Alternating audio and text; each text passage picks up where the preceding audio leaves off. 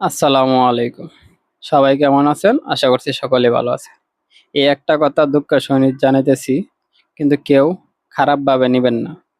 যারা মসজিদে যান শুক্রবারে, শুধু শুক্রবারে জুম্মার নামাজ পড়তে যান বা সবসময় যান, সবাইকে বলতেছি, আপনারা যারা সবাই নামাজ পড়তে যান, সবাই কিন্তু আল্লাহ এবং আল্লাহর দোস্তকে রাজি খুশি করার জন্য যান। তবে একটা বিষয় কি জানেন? আমরা যখন মসজিদে ঢুকি না, তখন অনেকগুলা জুতা থাকে। এই জুতার উপর দিয়ে আমরা জুতা দিয়ে হাইটা যাই, কিংবা একটা জুতা অন্য জায়গায় চলে যায়। আবার অনেকে জুতা নিয়ে যা, কেউ ভুলে নিয়ে যা, আবার কেউ ইচ্ছাকৃতভাবে নিয়ে যা। আমি বলি, এই যে আমরা যে আপনার জুতা মনে করেন, আপনি একটু এক জোড়া ভালো জুতা রেখে গেলেন, আপনার জুতার মাঝে যদি আরেকজন আইসা ময়লা দিয়ে পাড়ায় যায়, আপনার কতটুকু কষ্ট লাগবে? আপনি যতটুকু কষ্ট লাগবে ঠিক সবারই কিন্তু ততটুকু কষ্ট লাগে।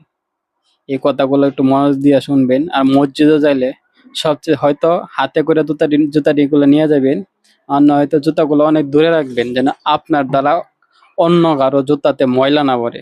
কারণ আপনার যতটুকু কষ্ট লাগবে অন্য জনের তো ঠিক ততটুকুই কষ্ট লাগবে।